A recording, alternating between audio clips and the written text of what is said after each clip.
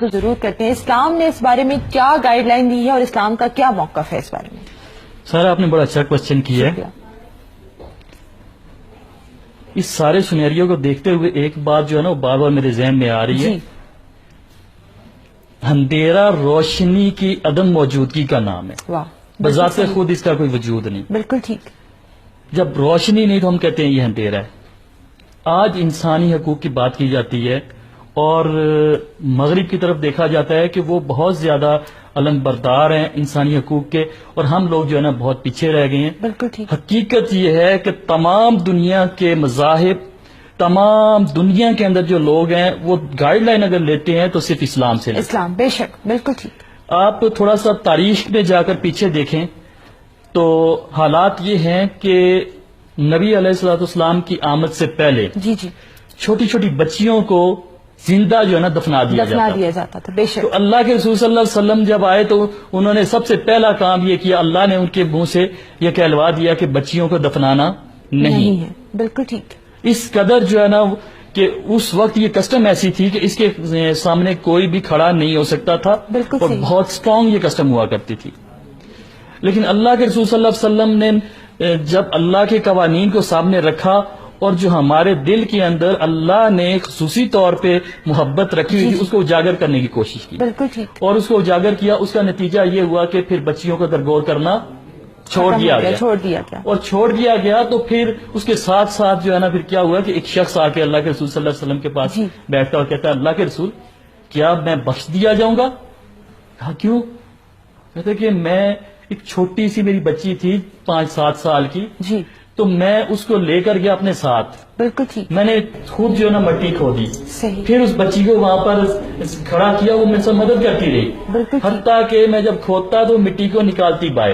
بالکل. تو حالت یہ تھی کہ جب وہ گڑھا کھود گیا تو میں نے کہا لیٹ جاؤ، وہ لیٹ گئی. بالکل. اس کے بعد وہ روتی رہی، لیکن اس کی چیخیں مجھے جو ہے نا نہ اس بات سے روک سکی کہ میں نے اس کو دفنا دیا ہے. تو کیا تربیت ہوگی کہ وہ چیخیں جو تھی بچی کی باپ کو نہ روک سکی. لیکن اللہ کے رسول نے جو قانون بنا دیا تو پھر اس رسم کو، اس کسٹم کو ختم کر دیا گیا.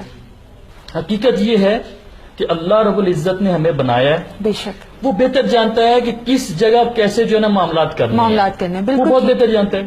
آج ہم خود کہتے ہیں کہ جی ہمارے حقوق، لیکن حقیقت یہ ہے اللہ نے جب انسان کو پیدا کیا اس نے حقوق رکھ دیے. اگر ہم اس کی ڈائریکشن سے باہر جا کر فیصلہ کروانے کی کوشش کریں گے تضاد ہو جائے. جیسے کہ ایک شخص کسی کرائم کے اندر آتا ہے، قاضی کے سامنے بیٹھ جاتا ہے، دوسرا جو ہے جس کے ساتھ کوئی ظلم ہوا وہ بھی کھڑا ہو جاتا ہے. اب قاضی فیصلہ کرتا ہے دونوں سے بات سن کے جو حق ہوتا ہے. بالکل. اگر اس قاضی کو ہٹا دیا جائے کیا فیصلہ ہوگا؟